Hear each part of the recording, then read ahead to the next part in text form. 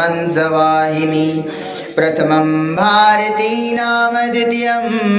च सरस्वती तृतीयं शारदा देवी चतुर्थं हंसवाहिनी पंचमं जगदीख्याता षष्ठं वागेश्वरी तथा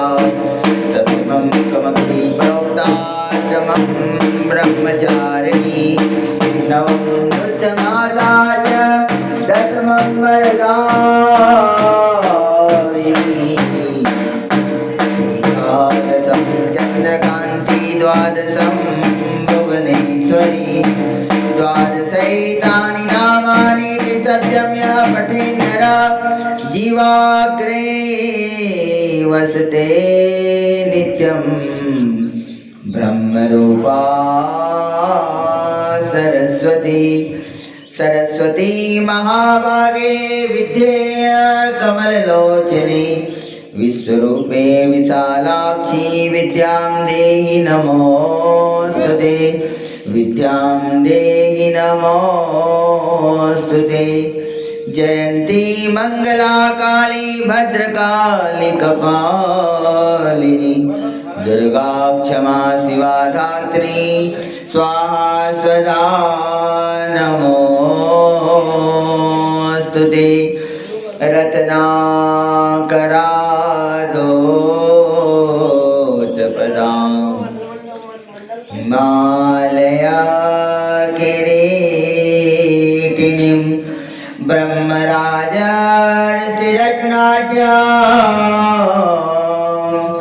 वन्दे भारतमातरं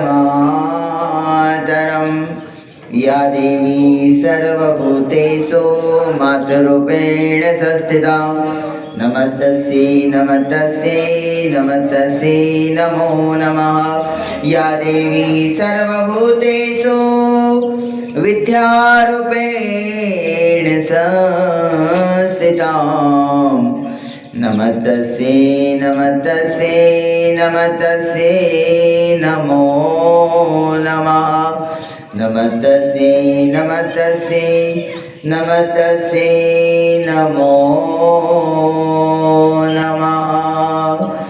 बोलिए श्री गिरिराज धरण की जय, श्री महाकाल राजा की जय।